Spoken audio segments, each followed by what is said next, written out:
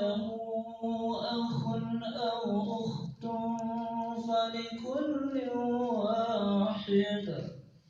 فلكل واحد منهما السدس فإن كانوا أكثر من ذلك فهم شركاء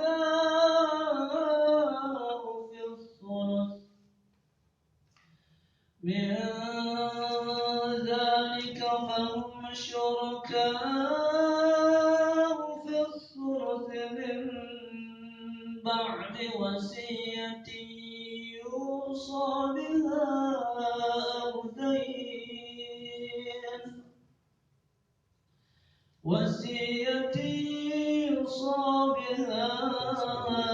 أو دين غير مضار وصية من الله والله عليم عليم. صدق الله العظيم. Dengan menyebut nama Allah yang Maha Pengasih lagi Maha Penyayang. Bagianmu suami adalah seperdua dari harta yang ditinggalkan oleh istri-istrimu jika mereka tidak mempunyai anak. Jika istri-istrimu mempunyai anak, maka kamu mendapat seperempat dari harta yang ditinggalkannya setelah dipenuhi wasiat mereka buat atau setelah dilunasi utangnya.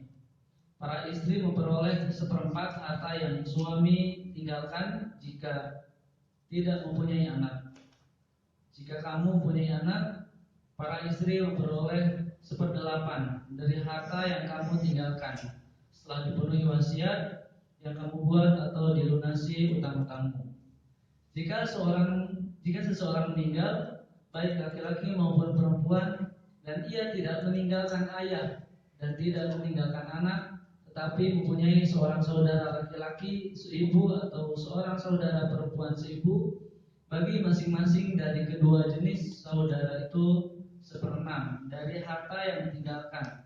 Namun jika saudara-saudara seibu itu lebih dari seorang, bagian yang 1/3 itu untuk bersama-sama.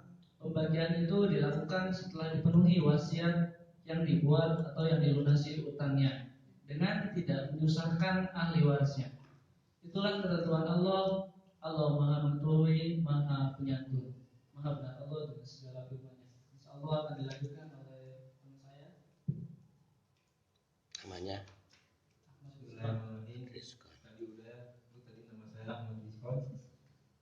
Langsung maksud dari ayat Al-Quran ini yaitu pertama tentang waris untuk bagian suami yang dijelaskan dalam firman tadi yang berbunyi walakum nisfuma taroka azwajakum ejukum in lam yakun lahunna waladun. Jika seorang perempuan meninggal dan tidak punya anak, maka suaminya mendapat bagian setengah dari harta peninggalannya. Jadi apabila perempuan itu meninggal dan tidak mempunyai anak, maka suaminya mendapat setengah dari harta si istri tersebut, seperti itu. Terus yang keduanya masih tetap waris bagian suami yang dijelaskan dalam firman yang tadi, fa'in kana lahunna waladun falakumur rubu mimma tarokna. Yang dimaksudkan di sini yaitu sedangkan jika almarhumah itu meninggalkan anak, maka suaminya mendapatkan 1/4 dari harta sang istri. Jadi apabila istri tersebut meninggal dunia tapi meninggalkan anak, maka mendapatkan 1/4 suaminya. Terus selanjutnya waris bagian istri. Bagian istri seperti yang difirmankan, walahunna rubu'u mimma taraktum in lam yakun lakum waladun. Jika seorang laki-laki meninggal dunia dan tidak meninggalkan anak, maka hak istri adalah 1/4. Jadi apabila suaminya yang meninggal dunia tapi suaminya tidak meninggalkan anak, si istri mendapatkan seperempat seperti itu. Kemudian selanjutnya disebutkan lagi fa in kana lakum waladun falahunna sumunu mimma taraktum. Jika almarhum suaminya itu meninggalkan anak, maka istri mendapat bagian 1/8, Bu. Jadi apabila si suami meninggalkan anak, maka istri mendapatkan 1/8-nya. Terus selanjutnya Saeutik cenah tuh kata ibu. Ya kan pasti ditunda, Bu. kan kalau istri mah nggak usah ngasih makan anak dan suaminya, ngapain banyak-banyak, kan ditanggung. Sekarang kalau punya anak, si janda itu punya anak, kan anaknya bukan tanggung jawab ibunya. Si ibunya tanggung jawab anak.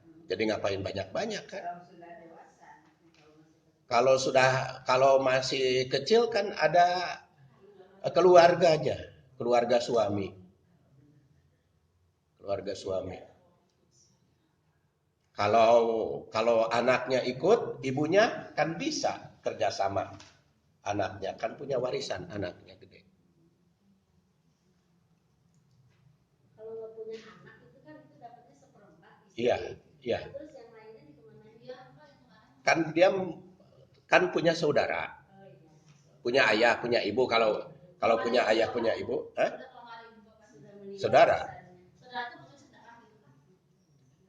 Kan ayat berikutnya, kalimat berikutnya.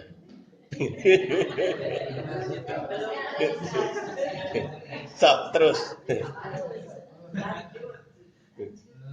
Terus yang lanjut, Bu, ke hak waris bagian saudara seibu. Yang dimaksud saudara seibu ialah orang yang ibunya sama dengan almarhum tapi bapaknya berbeda. Nah, di sini dibagikan warisnya yaitu jika seseorang meninggal dunia. Kumaha, Bu? Saudara seibu, paham?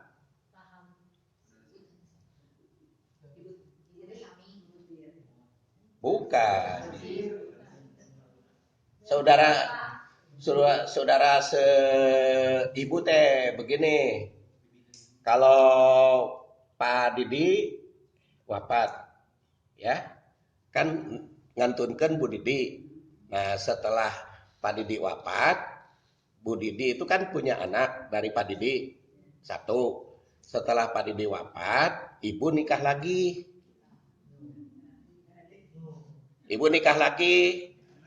Punya anak, anak ibu ti Pak Didi dengan anak ibu ti suami yang baru, hubungannya itu saudara seibu. Kenapa disebut saudara seibu? Karena ibunya sama. Sainung. Beda bapak. Seperti Pak Probo Sutejo sama Pak Harto. Itu ibunya sama, tapi bapaknya beda. Itu namanya saudara seibu. Nah, bagiannya saudara seibu itu Bagiannya masing-masing 1/6. Bagaimana kalau banyak?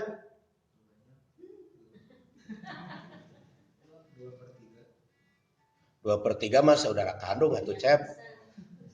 Saudara seibu mah terus baca. Jika seorang meninggal dunia tanpa ayah, tanpa anak dan meninggalkan seorang saudara laki-laki seibu dan seorang saudara perempuan seibu, bagian masing-masing adalah 1/6. Jika saudara seibunya itu ternyata banyak lebih dari 2, maka mereka dalam 1/3 harta peninggalan.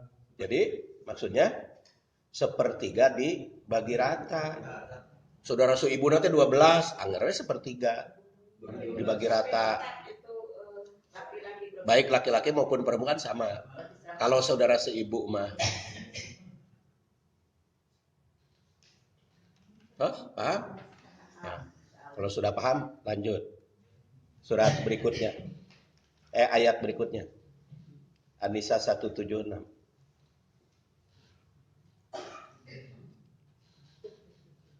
Siapa yang 176? Oh, 1/2. Satu ayat berdua. Satu ayat. Oke. Oh, cuma satu ayat memang tugasnya. Oke. Ya, kalau itu mah berbicara hak suami dan istri, hak suami atau istri serta meninggalkan siapa tadi Bu? Saudara seibu.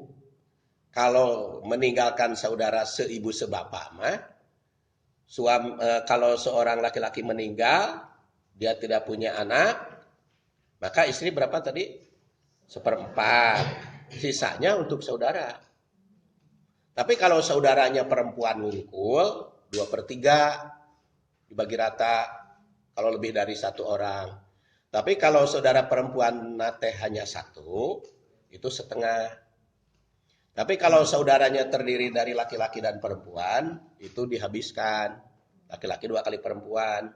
Kalau yang An-Nisa 12 mah saudaranya saudara seibu. Kalau saudara seibu sebapak mah An-Nisa terakhir. Gitu cerita. Bareng meninggalnya? Duluan suami berarti bagi dulu untuk istri. Hartana. Jadi si rumahnya itu bisa dipakai sama istrinya sampai meninggal. Tapi rumahnya itu kan jadi kan ambil anak angkat. Jadi dihibahkan ke anak angkat. Jadi saudara-saudara itu kebagian gimana? Ya jelas saudara angkat itu wasiat hanya 1/3. 2/3-nya untuk saudara. Tapi enggak dikasihin sama anak angkat. Iya, jadi neraka. Ikut subuhnya Pak? Hah? Ikut subuhnya? Iya, jadi neraka. Jadi neraka.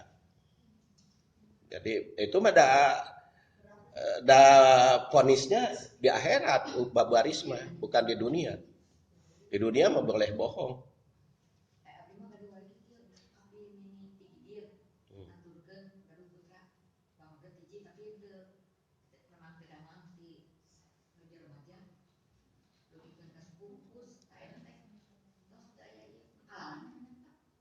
Kalalah itu yang tidak punya anak, tidak punya ayah ibu. Kalalah itu. Ya. Ya.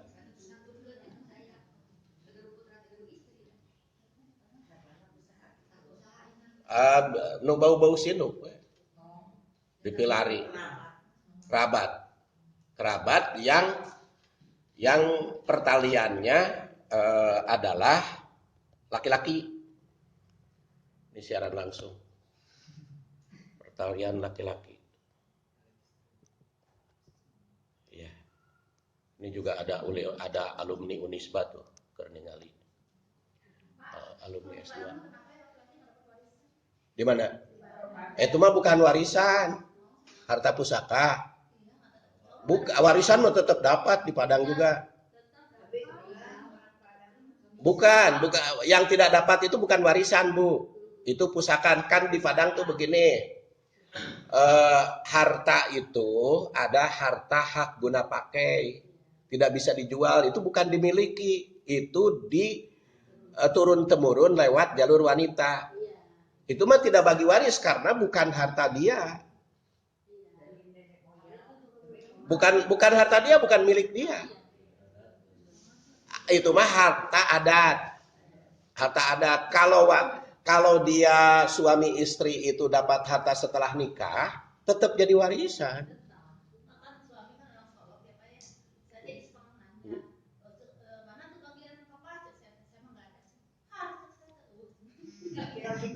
Ya itu mah bukan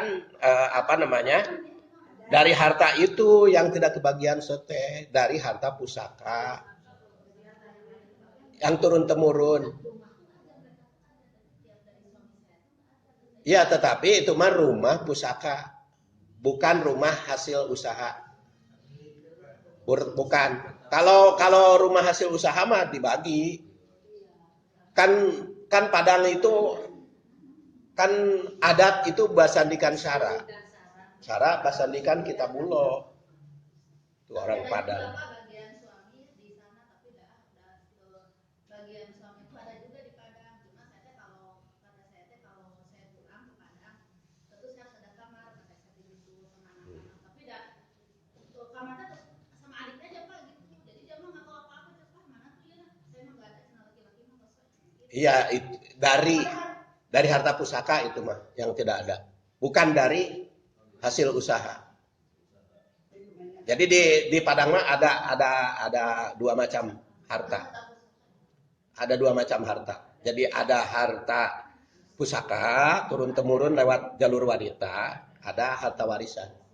Yang tidak dapat pusaka karena bukan milik dia, itu kan tidak bisa dijual itu. Turun temurun melalui jalur wanita. Makanya laki-lakina orang Minang mah teu betah di lemurnya. Rantau. Iya. Karena apa? Karena di sana nggak berkuasa. Iya, perempuan yang berkuasa kan. Nggak punya pusaka kan. Jadi numpang kalau diam di lemur teh orang Padang mah. Makanya rantau. Ya, beda dengan orang Sunda. Orang Sunda mah lalaki lanang jagat. Awewe dulang pinande. Laki-laki berkuasa. Lalaki itu lalanang jagat, jadi penguasa. Penguasa dunia, laki-laki itu. Awewe itu dulang pinande. Dulang pinande itu menerima. Makanya kalau pengen punya istri setia, tidak banyak nawar, sunnah. Bager.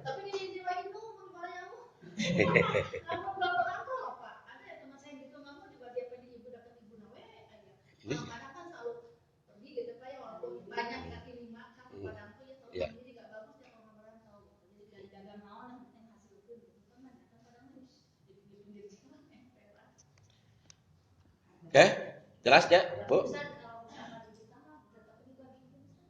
Kan di Sunda mah teu aya harta pusaka. Semua warisan. Semua warisan. Makanya lama kelamaan Tatar Sunda itu bisa habis. Bisa habis dibeli orang lain. Kan dijual setiap bagi waris mereka jual. Yang dibagikan uangnya. Iya, makanya dari dulu itu dari Cicahem sampai Sudirman, Ciberem itu Pak Haji ngumpul nu punya. Sekarang ence. Karena adat Sunda begitu. Jadi kalau ada warisan, orang Sunda itu senang menjual. Iya. Makanya kan asalnya Pak Haji di Jalan Sudirman, Jalan Asia Afrika, Jalan Ahmad Yani dulu Pak Haji Uke, sekarang Pak Hajinya kan itu Kariung Bandung.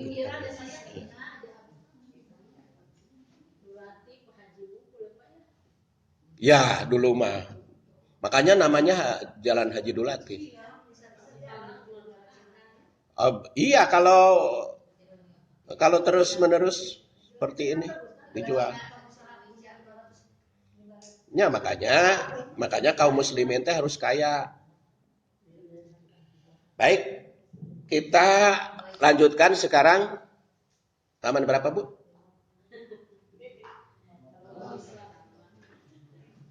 Udah aja bab 4-nya. Ya, kan udah tamat dulu waktu ngebahas surat An-Nisa. Bab 4 aja, Bu. Ya. Halaman 54.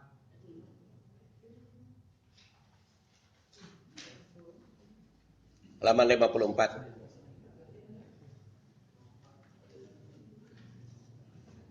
Bismillahirrahmanirrahim. An Abi Zinad anil A'raj an Abi Hurairah anna Rasulullah sallallahu alaihi wasallam qala kullu mauludin yuladu 'alal fitrah fa abawahu yuhawwidanihi aw yunassiranihi kama tuna tajul ibilu min bahimatin jam'a hal tuhissu fiha min jad'a qalu ya Rasulullah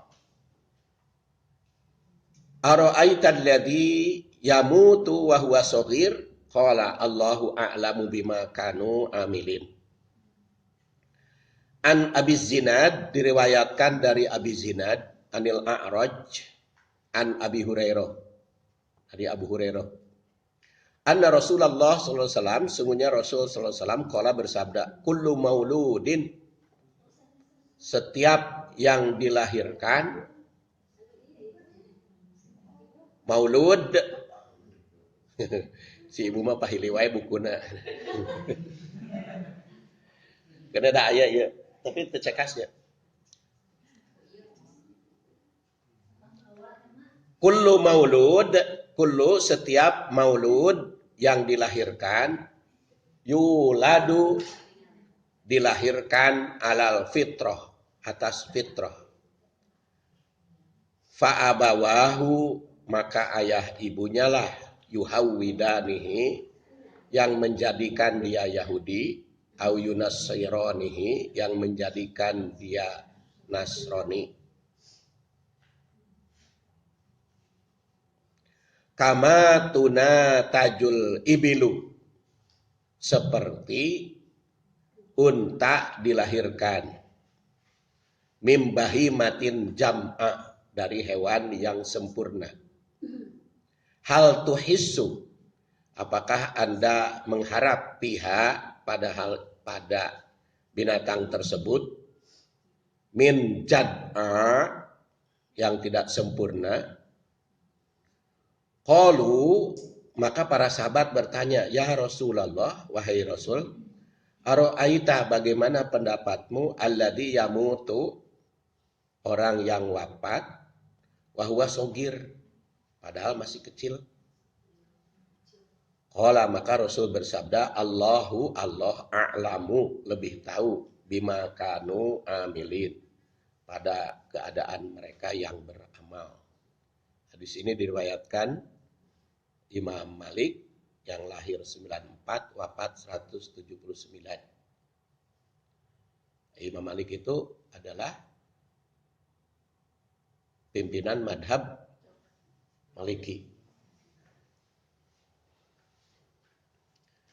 Baik, kita langsung ke syarah halaman 55. Kullu maulud, setiap yang dilahirkan. Kalimat ini menunjukkan seluruh yang dilahirkan tanpa kecuali.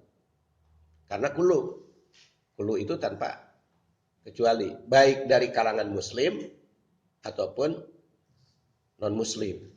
Bahkan dalam redaksi Bukhari mah bunyinya ma min mauludin illa yuladu alal fitrah. Jadi kalau di dalam hadis riwayat Bukhari mah bukan kullu lagi, ma min maulud.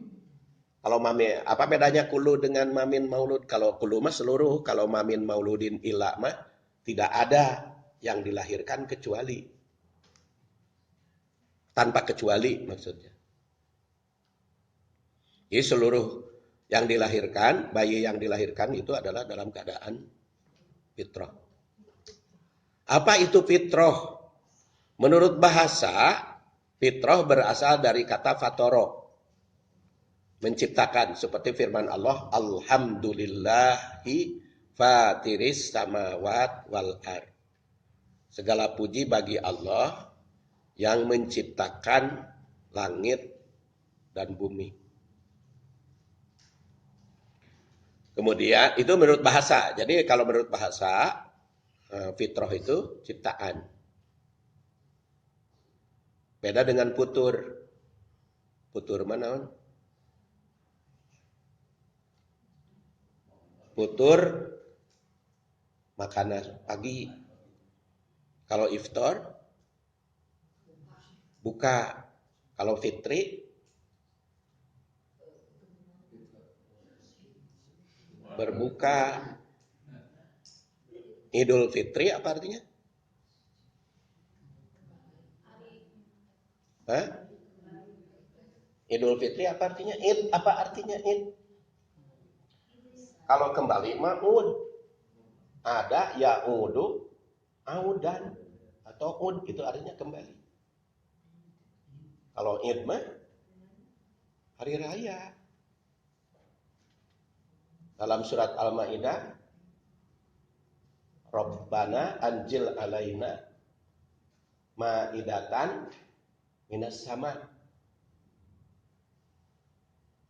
Liyakuna idan li awalina wa akhirina, supaya kami bisa berhari raya. Kalau kembali mah ada ya'udu'un. Kalau fitri bersih mah fitrah.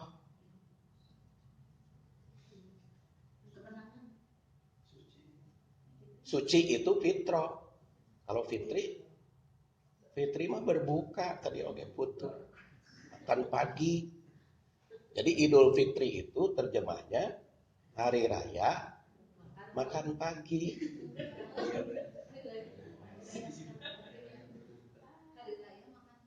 Makanya Rasulullah sebelum pergi ke tempat sholat makan dulu. Karena merayakan Idul Fitri, hari raya makan pagi atau hari raya berbuka. Tidak ada kaitan dengan fitrah.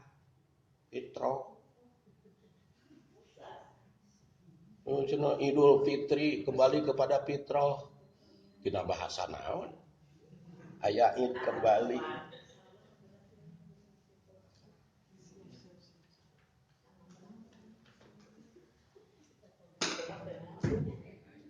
Ada lagi istilah zakat fitrah. Zakat apa artinya? Bersih. Fitrah? Bersih.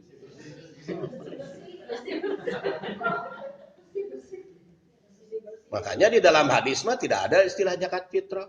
Yang ada zakatul fitri. Farodo Rasulullah Shallallahu Alaihi Wasallam zakatul fitri, bukan zakatul fitrah. So diawas hadisnya. Farodo Rasulullah, Rasul telah mempardukan ala kulli muslimin zakatul fitri, zakat fitri, zakat pembersihan atau zakat mengeluarkan, fitri berbuka. Jadi zakat berbuka. Karena Syawal berbuka dari saum harus zakat. Untuk menyucikan. Menyucikan apa? Menyucikan apa? Hah? Menyucikan? Coba baca ayatnya. Khud min amwalihim sodakotan tutohiruhum wa tuzakkihim. Ambillah dari mereka min amwalihim, harta mereka, sodakotan sebagai sodakoh, sebagai zakat, tutohiruhum, membersihkan jiwa mereka. Nah, di sepanduk di itu di jalan, zakat membersihkan harta.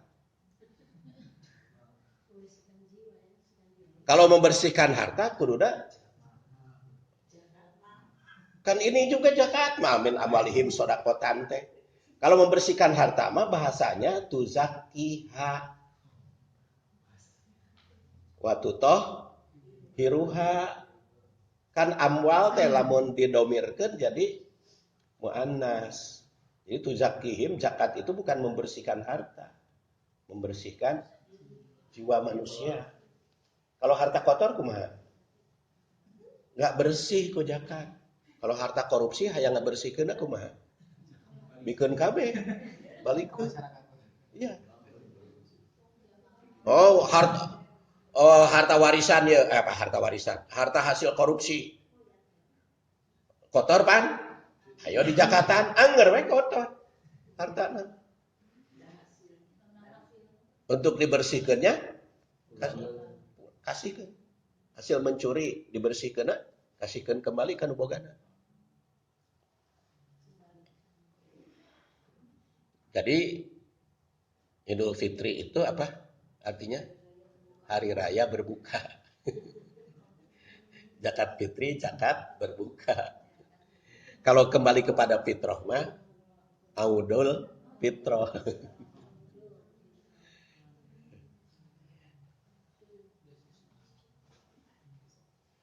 Wis terlanjur kembali kepada kesucian. Jadi ya Serina senyum eta. Senyum simpul. Tapi akhirnya mah teu aya tahun ieu mah sepanduk ikut berduka citanya. Can aya gitu. Tahun yang lalu mah kan berduka cita dengan kepergiannya bulan Ramadan.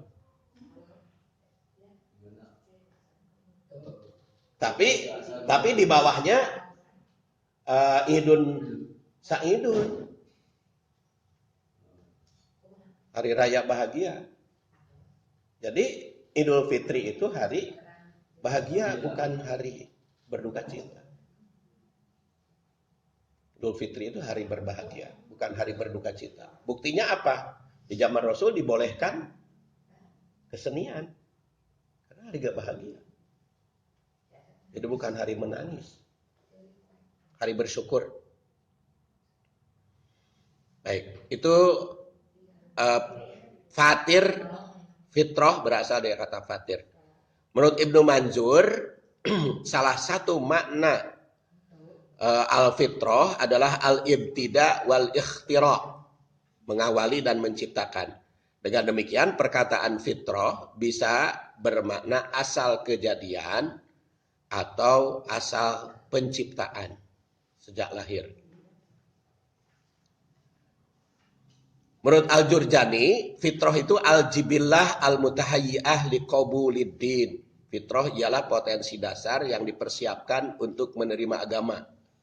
Manusia diciptakan atas fitrah berupa potensi dasar tentang Islam.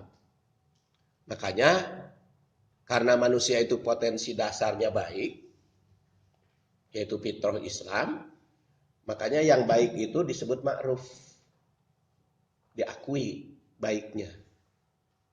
Yang baik menurut manusia dan menurut syariah disebut ma'ruf. Kalau khair, yang baik menurut syariah. Yang dianggap baik menurut syariah belum tentu dianggap baik oleh manusia. Yang dianggap baik oleh manusia belum tentu dianggap baik oleh syariah. Sok ayeuna ibu masuk ke kolam renang dijebur we nganggo jilbab. Awan teu baik. Baik cek saha? Cek syariah, tapi cek manusia jelek. Makanya ku Satpam disuruh ganti. Itu berarti bukan ma'ruf itu. Kalau yang ma'ruf mah dianggap baik oleh masyarakat dan dianggap baik oleh syariah. Itu ma'ruf. Sodakoh itu ma'ruf. Karena oleh masyarakat dianggap baik. Oleh syariah dianggap baik. Lawan ma'ruf munkar. Munkar itu dianggap buruk oleh syariah, dianggap buruk oleh manusia. Contohnya mencuri. Cek syariah buruk. Cek adat buruk. Itu munkar.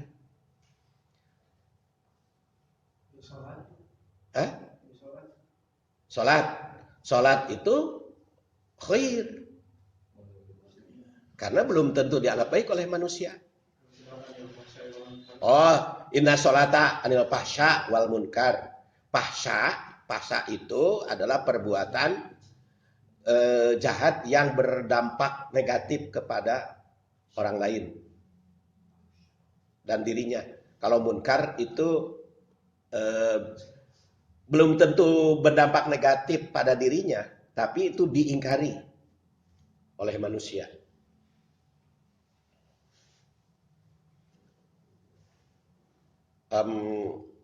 Makanya munkar Munkar mah kalimat nage nahi, harus dilarang. Ma'ruf amar. Kalau hoin yadun. Jadi kita tidak bisa memerintah tetangga yang tidak sholat. Nggak bisa maksa kan? Yang bisa kita paksa hanya anak, istri. Wa'mur ahlaka bisolat.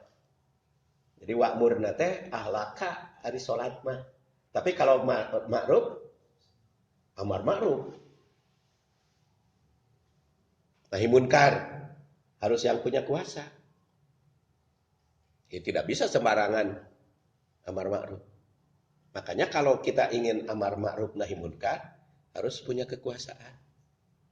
Gak mungkin orang bisa amar ma'ruf nahi munkar tanpa kekuasaan. Ya akibatnya karena dia tidak punya kekuasaan, ketika dia ingin nahi munkar, ditangkap kan? Ditangkap. Karena apa? Karena bukan kekuasaan. Jadi ketika mau nahi munkar,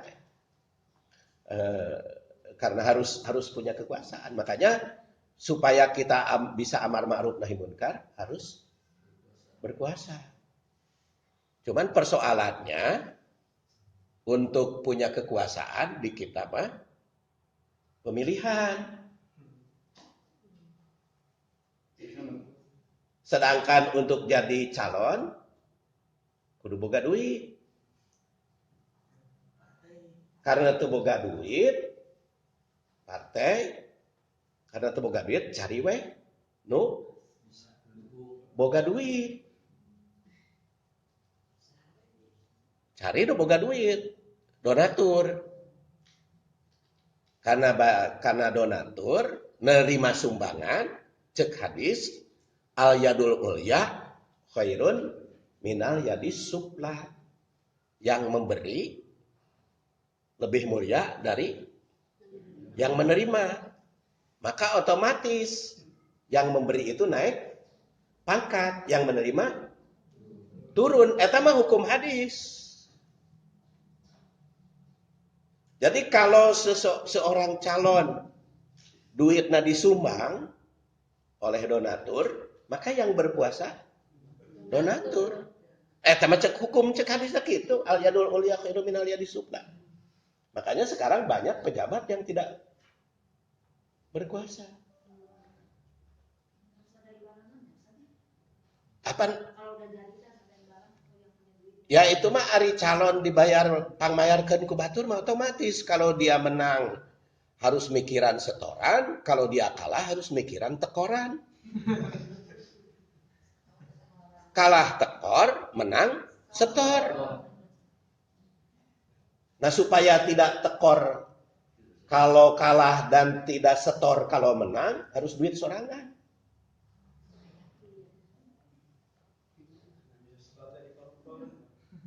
Dia tidak bisa setor, jadi koruptor. Leuheung masih bisa naik motor, kumaha lamun sakalor.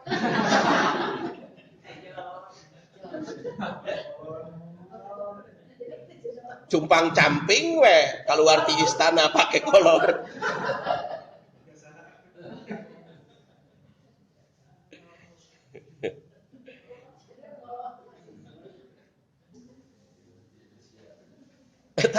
Eta mah hukum al yadul ulya khairu minal yadis sufla teh.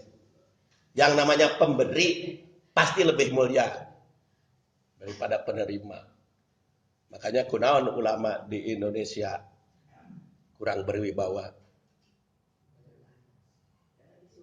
Ya disumbang. Disumbang hidupnya. Makanya kurang berwibawa. Kurang berwibawa. So, makanya orang-orang yang berkuasa itu, orang-orang yang ingin berkuasa sekarang itu datang ke mana-mana bagi-bagi duit. Ya memang itu salah. Kalau kita bagi-bagi itu naik derajat. Kalau Anda ingin dimuliakan berdasar hadis itu, ya kudu merek, kudu udah gak bagi. Sok we, lamun ibu-ibu, bapak-bapak boga duit 1 miliar bagi-bagi di masyarakat, langsung derajat ibu tuh naik. Tekudu di syuting TV, langsung.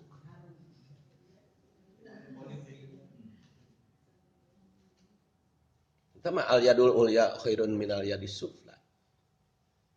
Jadi pemberi itu pasti lebih mulia daripada penerima. Makanya kalau kita ingin dimuliakan, jadi pemberi. Kalau ingin dihinakan, jadi penerima.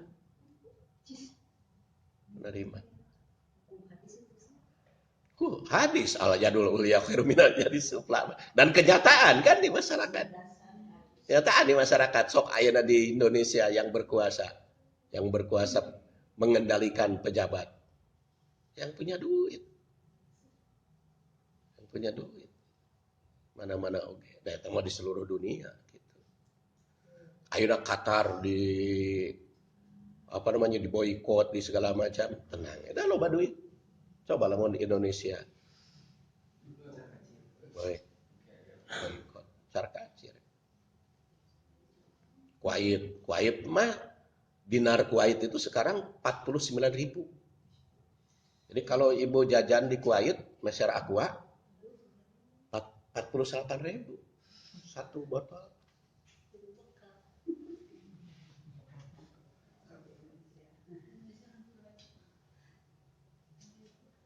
Yordan itu 1 dinar $2. 20 genep ribu. 20 genep ribu di Dubai.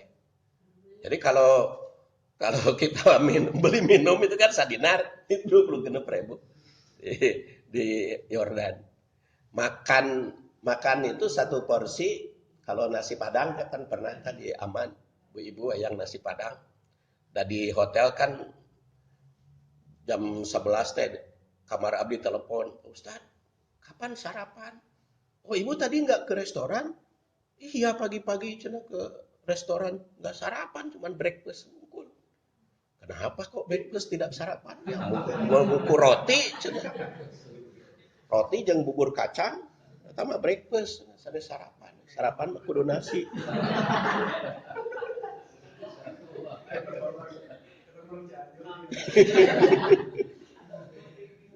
Minta diantar atau naik taksi itu makan, ya kebetulan di Aman nasi Padang. Lumayan saurang nasi itu rames tuh 50 dinar. Berarti $100. $100. $1.300. Urang macek teh 1.300.000 saimaheun. Seporsi.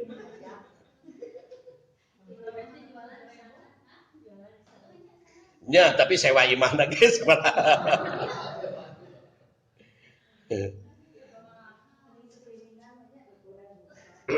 Jadi kalau bedanya khair, ma'ruf ya. Kalau ma'ruf mah dianggap baik oleh syariah, oleh manusia dan dianggap baik oleh syariah.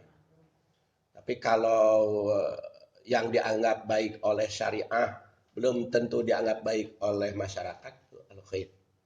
Makanya kepada al-khair mah yad'una ilal khair.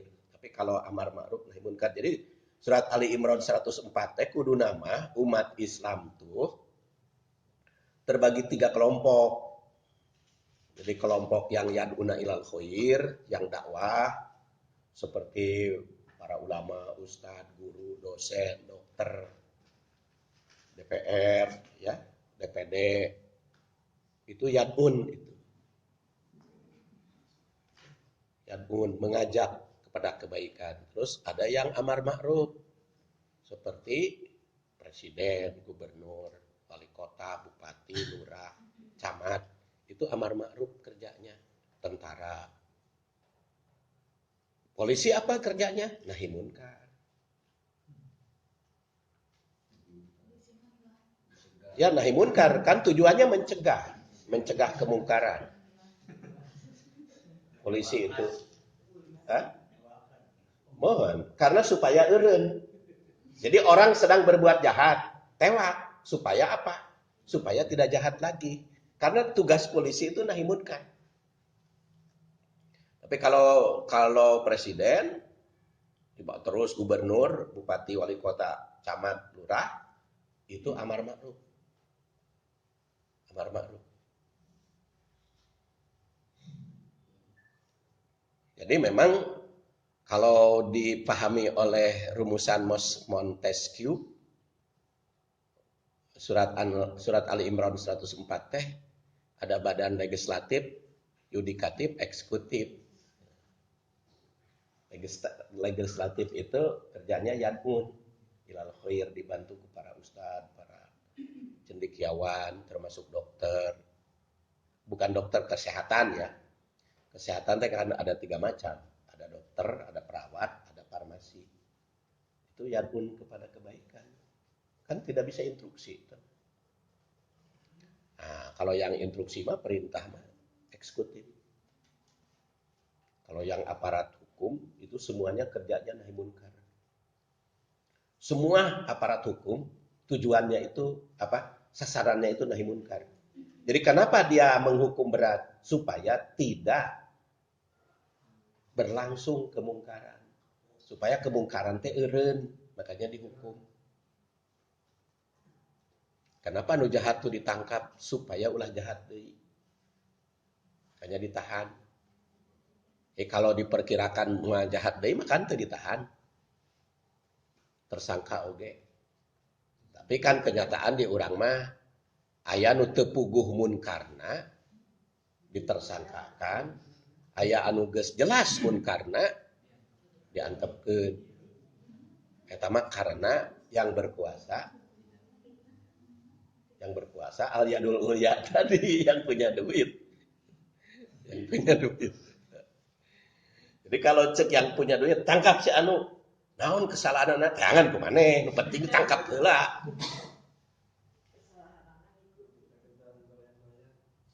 Ya, maju tak gentar membela yang bayar.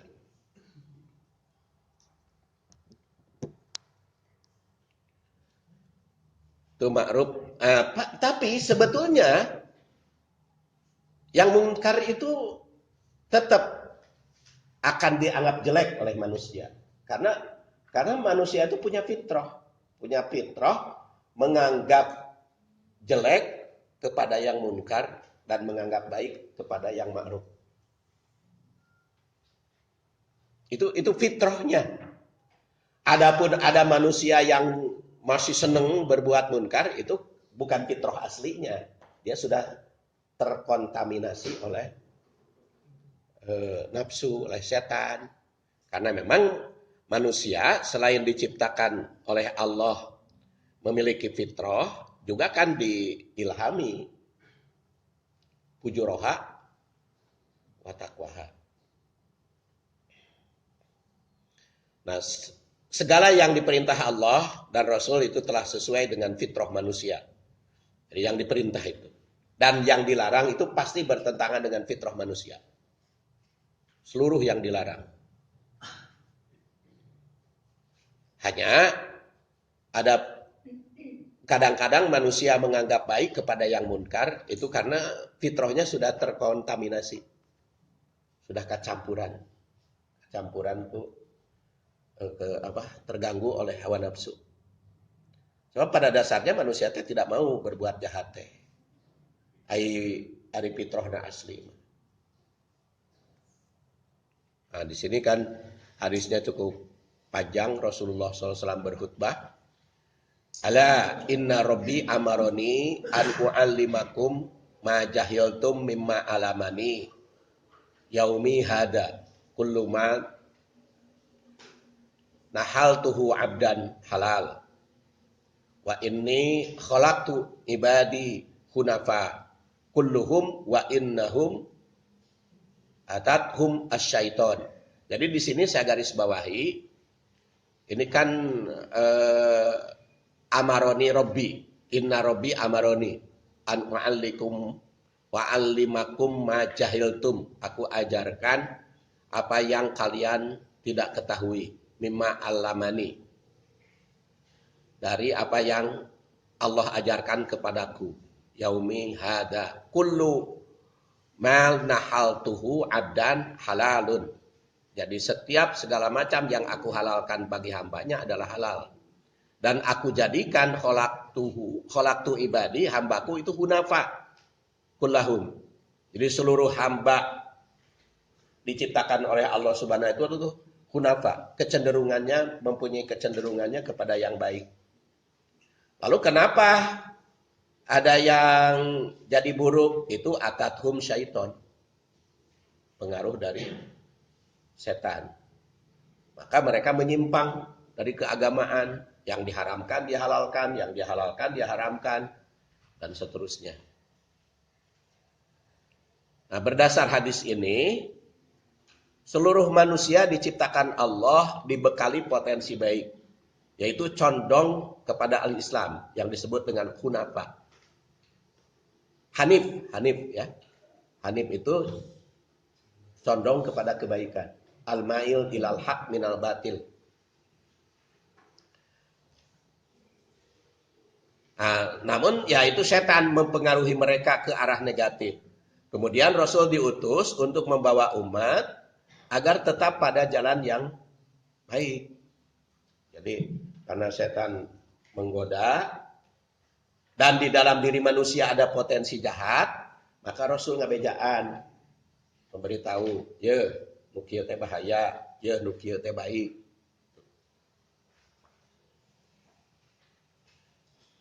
Allah Subhanahu wa taala menjadi pengawas semua makhluk, baik yang taat maupun yang maksiat. Di akhirat manusia itu ada yang masuk surga, ada yang masuk neraka.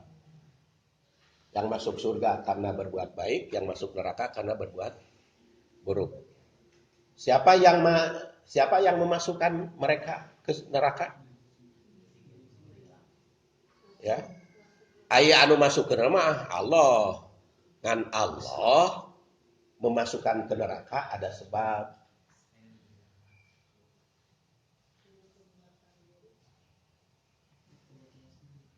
Ya, jadi Allah Subhanahu wa taala memasukkan mereka ke surga karena manusia beriman dan beramal soleh. Disebabkan apa? Sehingga mereka masuk surga. Ku Allah teh karena Allah, rahmat Allah. Rahmat Allah itu jadi yang menyebabkan masuk surga mah karena rahmat Allah yang Allah berikan. Hanya Allah Subhanahu wa taala mencurahkan rahmat janjinya kepada yang beriman dan beramal soleh. Siapa itu yang mengatur Allah make kudu kitu? Sampai Allah teh memasukkan ke surga orang beriman dan beramal soleh dan masuk ke neraka orang yang kafir. Siapa yang memerintah Allah gitu? Allah sendiri. Dalam surat Al-Anfal, wa kataba ala nafsihi rahmah. Allah mewajibkan pada dirinya sendiri. Jadi yang memerintah Allah teh Allah sendiri. Maka Allah berjanji, hey, man amana wa amila solihan, atau man amila solihan wa huwa mu'min, ya. Kalimatnya macam-macam kan? Min dzakarin au unsa yadkhulunal jannah. Barang siapa yang beriman dan beramal soleh dalam keadaan barang siapa yang beramal soleh dalam keadaan iman, maka mereka masuk surga. Itu janji Allah. Dan Allah tidak akan menyalahi janji. Tidak akan menyalahi janji. Jadi tongsian lah. Tongsian rugi. Allah tidak akan menyalahi janji. Ya. Sekarang kita lihat beberapa aspek fitrah. Oh, ya. Boleh. Ya, enggak. Kemudian aspek fitrah sekarang. Fitrah pertama adalah fitrah tauhid dan fitrah ketuhanan. Allah Subhanahu wa taala telah menanamkan benih keimanan dan kepercayaan adanya Tuhan yang Maha Esa pada manusia sejak sebelum lahir. Ini tersurat dan tersirat di dalam firman-Nya. Ya. Bahkan wa id akhadha rabbuka min bani adama min duhurihim dzurriyyatahum wa ashhadahum ala anfusihim alastu bi rabbikum qalu bala syahidna an taqulu yaumal qiyamati inna kunna an hadza ghafilin. Wa id akhadha rabbuka, dan ingatlah ketika Tuhanmu mengambil janji min bani Adam, dari bani Adam, min duhurihim, dari belakangnya, dzurriyyatahum, keturunannya, wa ashhadahum, dan mengadakan persaksian, ala anfusihim, atas diri mereka sendiri, alastu bi rabbikum, alastu bi rabbikum, bukankah aku ini adalah Tuhanmu? Qalu, maka manusia itu menjawab bala, ya. Syahidna, kami bersaksi, antakulu, supaya kalian tidak ngomong yaumal kiamati, pada hari kiamat, inna kunna an hadza ghafilin, lalai dari hal ini. Jadi berdasar ayat ini setiap manusia telah ditanami fitrah tauhid. Orang yang musyrik telah menyimpang dari fitrah. Orang yang bertauhid berarti fitrahnya masih utuh. Jadi kalau bertauhid itu berarti fitrahnya masih utuh. Kalau dia musyrik berarti menyimpang dari fitrah.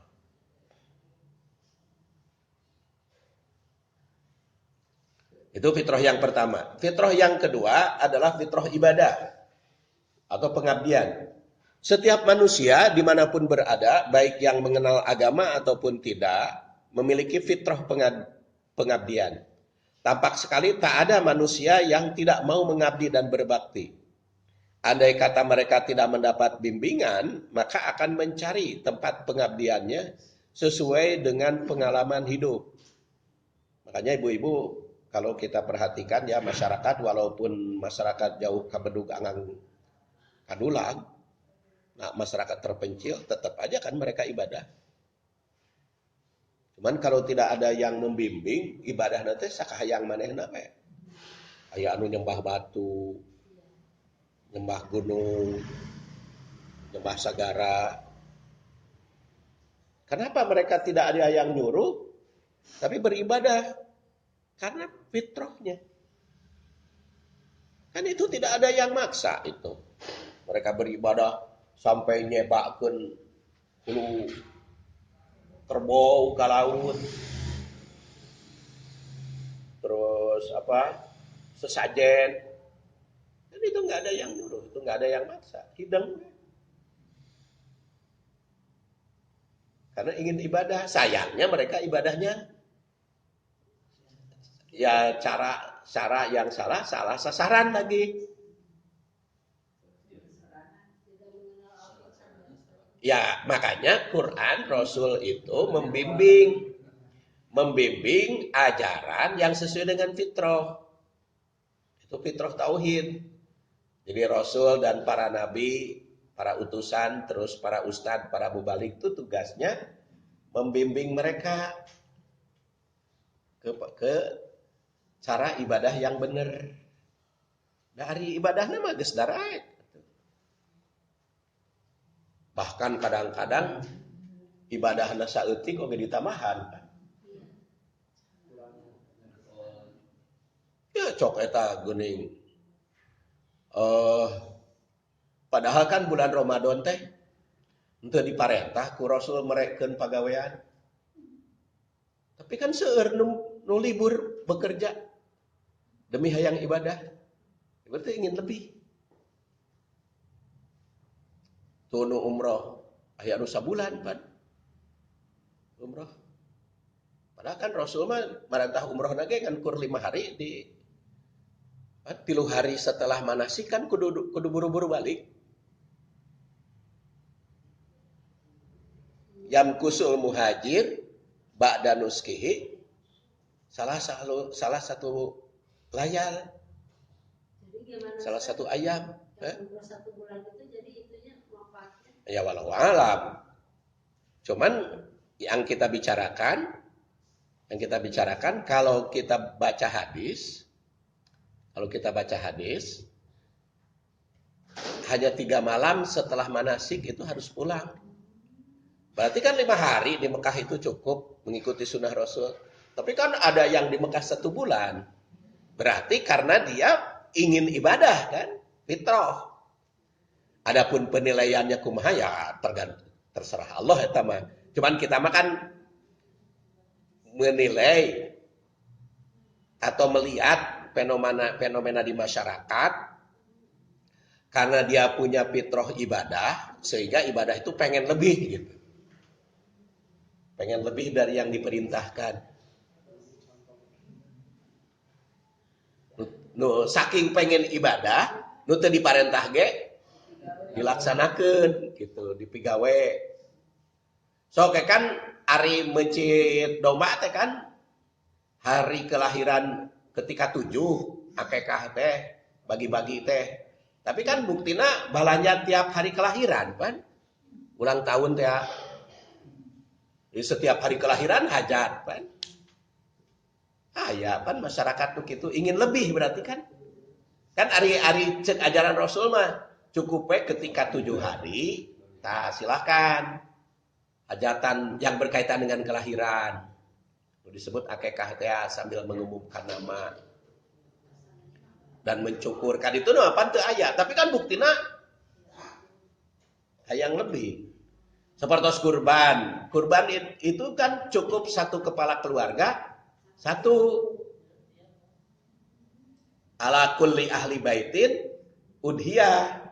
Tapi kan ada 1 keluarga, 1 individu 1. Jadi kan ingin lebih. Sehingga sekeluarga 7-an teh seekor sapi. Kan berarti ingin lebih. Ya, nanti oleh Allah Subhanahu wa taala dinilai mana yang boleh lebih, mana yang tidak. Itu akan diaudit itu. Oh, iya mah boleh dilebihkan.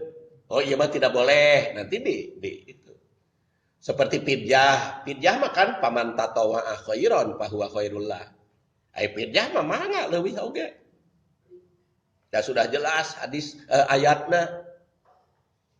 Jadi umpamanya pidyah teh kesepakatan para ulama kalau tidak salah 30.000 per hari. Jadi lamun pidyah 1 bulan 900.000. Itu standar pidyah untuk tahun ini, bulan Ramadan ini. Seperti zakat fitri kan 35, 30 dan 25 kan. Boleh pilih 30, 35, 30 dan 25. Tapi kalau ibu biasa masak di rumah beras kristal kan 20.000 eta masak kilo. Ya, beras raskin kalau sehari-hari makannya beras raskin silahkan saja zakat fitri dengan beras raskin.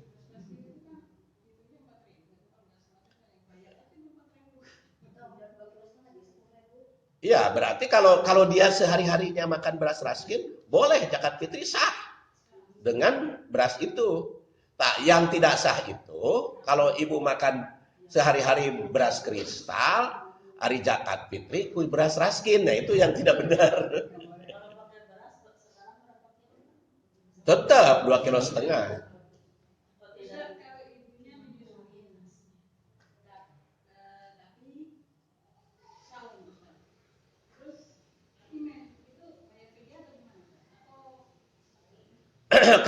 Kalau dalam kondisi saum dia sepanjang dia bisa kodok.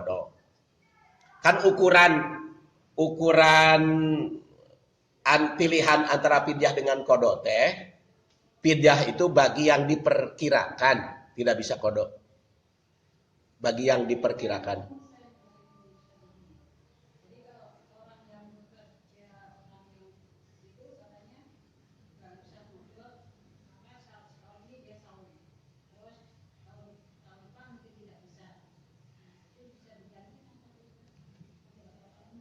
Ya kan ukurannya tahun itu, Bu.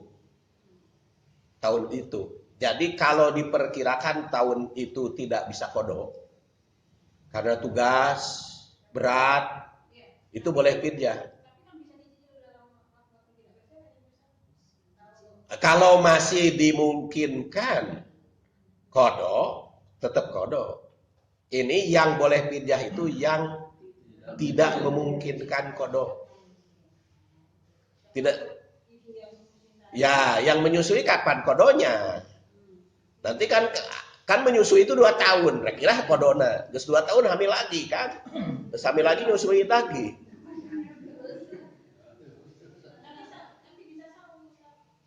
Kalau bisa saum ya silakan saum.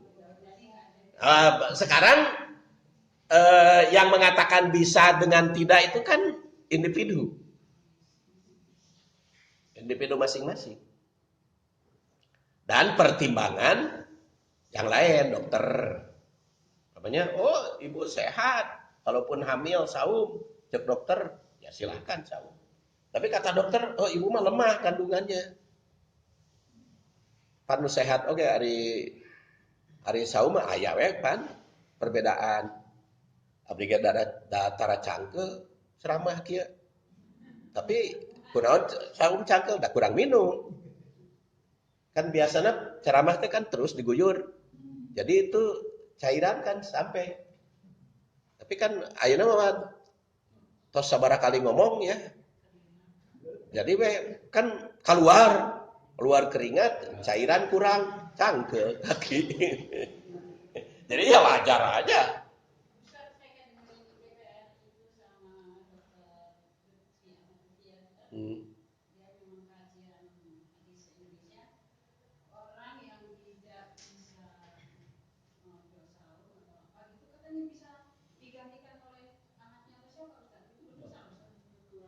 Ya pemahaman beliau. Karena berdasar man mata fa alaihi bisaum. Iya, eta hadisna nu eta. Jadi hadis itu dipahami ke sana gitu. Man mata wa alaihi siyam soma waliyuhu. Barang siapa yang meninggal punya kodoaneun, maka dikodo oleh keluarganya. Ya, itu dipahami persis seperti itu. Sedangkan yang menolak, memahaminya tadi bertentangan. Ya, jadi perbedaannya di dalam pemahaman. Jadi ibadah itu memang fitrah manusia. Buktinya masih banyak, walaupun tidak diperintah, yang ibadah leuwih-leuwiheun. Karena kebutuhan ibadah. Kebutuhan. Jadi itu manusiawi gitu. Manusiawi kalau ingin lebih.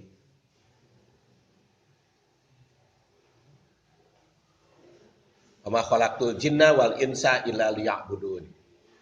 Jadi kalau begitu, untuk apa kita ngajarkan fikih ibadah? Supaya ibadahnya benar. Nu ibadah biasa dilaksanakan sesuai dengan kesenangan masing-masing, nah diluruskan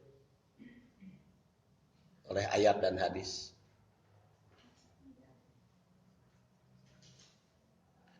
Yaitu prinsipnya adalah ifradul ma'bud. Berarti beribadah hanya kepada Allah, diluruskan. Jadi asalnya masyarakatnya kan ibadahnya ke mana wae gitu. Menyembah berhala, menyembah gunung, menyembah sagara. Maka diluruskan oleh ajaran tauhid. Jika manusia menyembah kepada selain Allah, maka bukan hanya berakibat terhina, tapi juga kelak merugi. La taj'al ma'allah ilahan akhar fataquda madmuman makhdula. Fitrah mengemban amanah nama Rebo Payun. Jadi insyaallah Rebo depan halaman 62. Ya.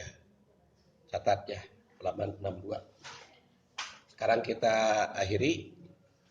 Subhanakallahumma wa bihamdik, asyhadu an la ilaha illa anta, astaghfiruka wa atubu ilaik. Assalamualaikum warahmatullahi wabarakatuh.